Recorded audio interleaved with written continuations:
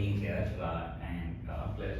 it's a very nice time in Bangalore, and thank you for being here all the way from Miami.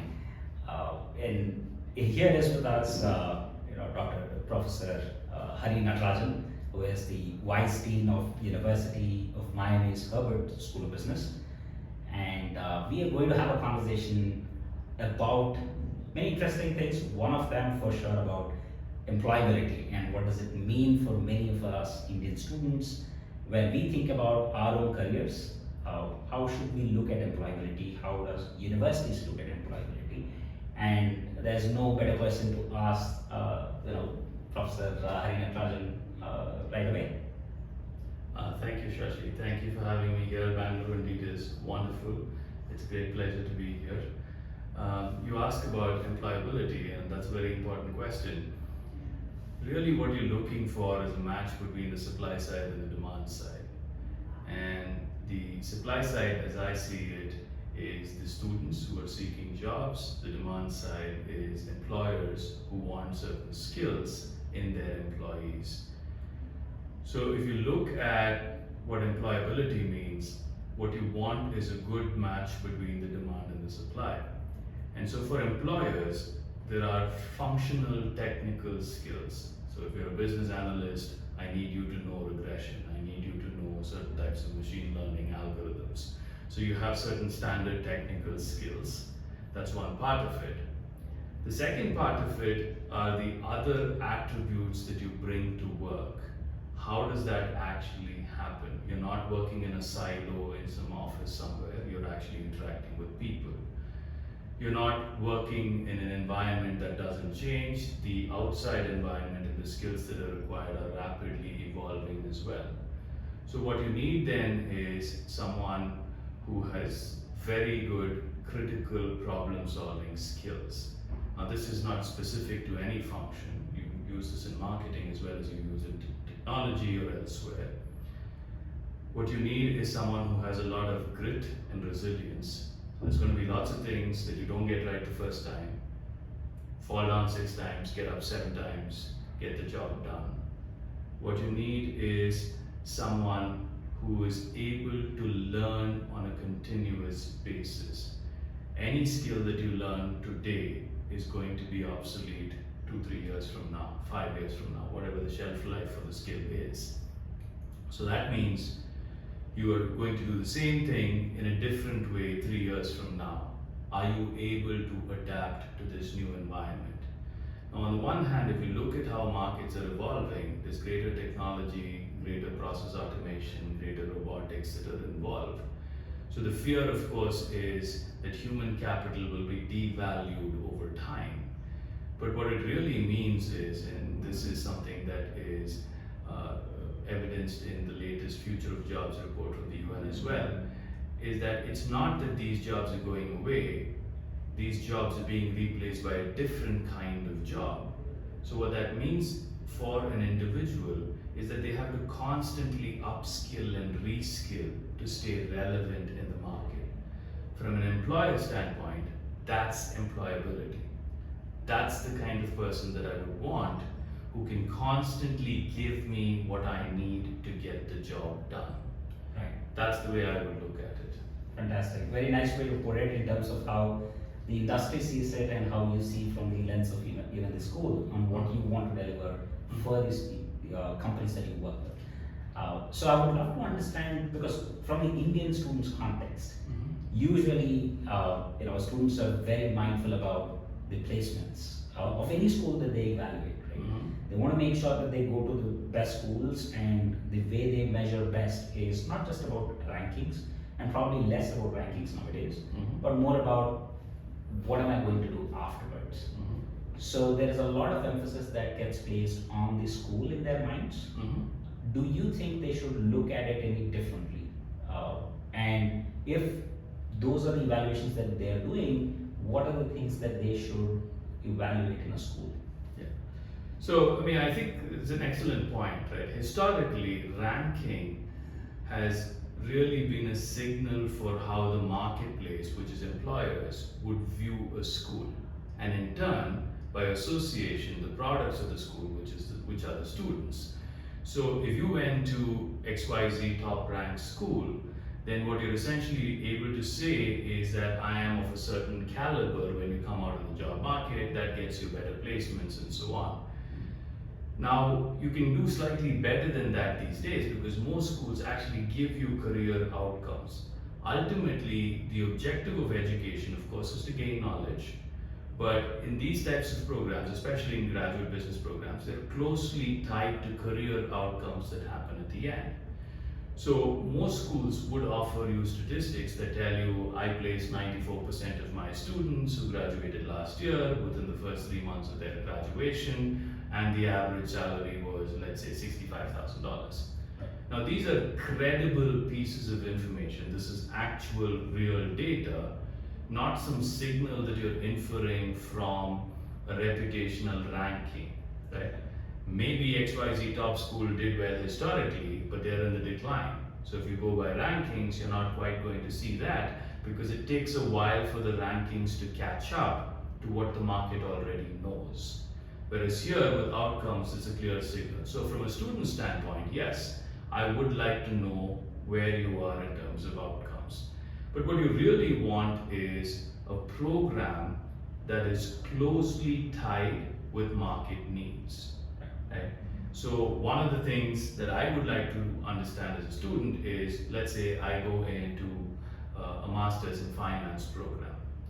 How closely is the master's in finance program tied to market needs? So if you're seeking a placement in the corporate finance area, do they have coursework, electives, opportunities, experiential learning that is tied closely to that?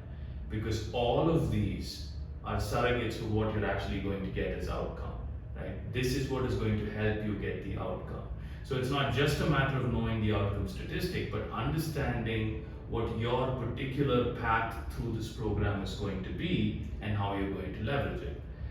Now, there aren't too many 21-year-olds who know exactly what they're going to do for the rest of their life. So of course, you take all of this with a grain of salt, there is some uncertainty in this process. But as long as you feel comfortable that the program offers you 1, 2, or 3 paths, so you go in as corporate finance, but then you determine later on that wealth management is where your sweet spot is. As long as the program allows you to pivot and still gain a meaningful experience, that's a rich program. That's something that I would want to sign up for. Understood. And that also enhances their employability because they're passionately choosing something. Exactly. That flexibility. So you've identified a program that is built for corporate finance, which essentially means that their career outcomes, their placement, all of that is catered to that particular track, which means employers are going to know that as well, in turn come there looking for people with that specialization. So the entire cycle, or the entire loop of information here is closely aligned to delivering the outcome that you're seeking. Understood. So going back a bit about the first response that we had, which was, now in terms of the employability, there are certain foundational skills, there are certain skills that people need to build over those foundational abilities, I would say, or capabilities. Mm-hmm. Now, in terms of how a school would want to or plan to build these foundational abilities at a graduate school level, considering the Indian students' context of what they go through in India, Mm-hmm. how do you think schools or the business schools can operate? Where can be a lot of focus on, focus in terms of making sure the environment is absolutely thriving for an Indian student? So the way we do this, actually, we do this for Indian students as well as elsewhere, but I think this might be particularly relevant to the Indian student population. 2 things. First off, we emphasize critical thinking just as a subject because we understand that this is what the marketplace wants. There are a lot of people who know the basic accounting, a lot of people who know the basic finance. The reason why someone gets promoted is because they're able to think critically on the job. This is not about solving homework problems in the office. This is about understanding new contexts that are coming to you and then reacting based on the knowledge that you actually have. So when you start off a program, and this is across all of our graduate programs, you actually take a class on critical thinking and problem solving. Simply by asking, here's the problem. How do I start? How do I finish? A large part of it is actually problem definition. So typically it's not here's a problem, it's more of here's a context. You identify the problem and then say, let's say I come up with 5 different ways of addressing it, 5 different hypotheses. How do I collect data to support one of these hypotheses? How do I then present it? How do I get stakeholder buy-in? So that's where we start, so that we get people to start thinking along these lines. Now, essentially every program largely will be able to cover the theory that you need to go out into the real world. Where you see differentiation in programs is how well they're able to bridge the gap between theory and practice. Can I help you can I hold your hand as you take the steps from theory to practice, from applying classroom concepts into the real world? This is where experiential learning comes in. Now, all of the graduate programs at Miami Herbert Business School, you'll see have a very, very significant experiential learning component, because this is something that we firmly believe in. We want you to try all of the ideas that you've learned in class out in a real context where the cost of failure is a lot less. We don't want you to learn this on your first job. I want you to learn it while you're still on campus. So you'll see a capstone class typically for every single program, where real companies, so in the Masters in Finance program, it might be Citibank. In the Business Analytics program, it might be Deloitte, that offers a problem for you to solve. You spend 4 to 5 months working on that with the team, so you learn how to work with others as well. Somebody has a certain skill in coding, somebody else has a skill somewhere else. You try and work with people who have different types of skills. Build the tools that you need to actually succeed in the workplace. All of the students in our program actually go through a career success program, and I think this is of particular interest to our Indian students as well, because the way the labor market operates in the US is of course different from how it does here. So how you manage your social media profile, how you manage your LinkedIn profile, how do you have conversations with potential employers, how do you network at a speed networking event. All of these things are very dramatically different as you move from one culture to another. So we emphasize a lot of that. We put that into practice. We typically invite our alumni and our employee partners to actually come and teach them how to do it. And say, well, Shashi, when you shake my hand, I'd like for you to do it this way, because this is what elicits a better reaction than how you did it. Give you feedback so you can learn and approach it the right way. So, I think that will be extremely useful for any student to go through that, because there's a lot of culture shift that happens when someone lands in the US, and then over that they have to quickly adapt to the context of being employable. Absolutely. The entire cycle is very short. If you think of a specialized master's program that runs over a year, you start, in our case, we usually start all of our programs in the boot camp, so you're starting in July and you have until next May. Most employers actually announce their positions for the next summer as early as October. So you have to be ready for your first round of interviews by October, and then of course it goes through the cycle, it might be until February, but you have to be ready very early, so the timeline is very short. And in terms of how the school, the Herbert School of Business at University of Miami operates to build in these things into its curriculum, into its experiences, to explain some of those elements. And how do you really learn these gaps that exist out there in the industry and build the program? Because what I often hear is that academia works in its silo, and usually that we hear as arguments and for the Indian institutions or some foreign institutions. But how do you see at Herbert, how are you addressing that? It is a challenge. I mean, I don't mean to trivialize the challenge. I think it is really a challenging thing to know not just where the market is right now, but actually where the market is going to be 3 years down the line. I'm training you for skills that are going to be immediately relevant, but also somewhat long lasting, so that you can actually have a reasonable toolkit as you progress through your career. So one of the things that we do is almost all of our programs have advisory boards that are comprised of industry individuals, right? So these are experts in industry. They can see where industry is going. So typically we present the content of our programs, get feedback from them. and they'll say, they'll give us feedback on, well, tweak this is not so relevant anymore. So let me give you a more concrete example. We have the Deloitte Institute for Research and Practice in Analytics on campus. So we work very closely with Deloitte on what they see are the skills that are needed, especially for the business analytics profession. And so typically we get a lot of feedback.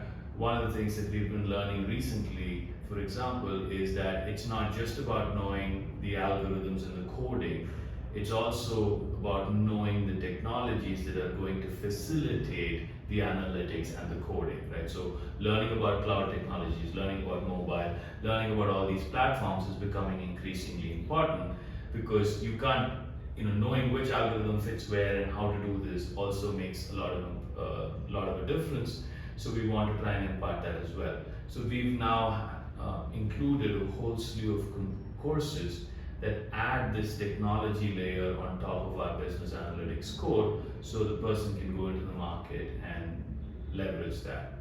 Now, we've also seen elsewhere in other programs that after the 3 to 5 year point, our analytics students were becoming product managers. They were no longer staying within the analytics stream, so there was a significant portion that was going into product management. So we brought in some product management coursework into the curriculum as well.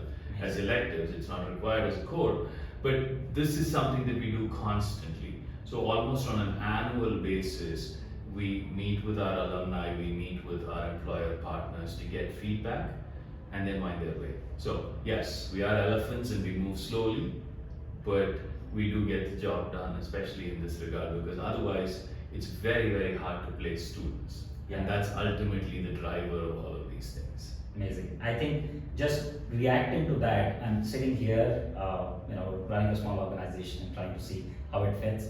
In terms of business analysts growing to the product manager role, in terms of the skills that you laid out, I would hire those people at any day. And in fact, we're looking for someone who actually has the technical understanding over the business understanding. So you was all you have to do is give me a call. Fantastic. Thank you so much for organizing your thoughts around this topic, which is central to a lot of students looking for great business school programs like the one at Herbert. And we look forward to doing more of these sessions and bringing a lot of value for the students who are following us. Thank you, Shashi. Pleasure.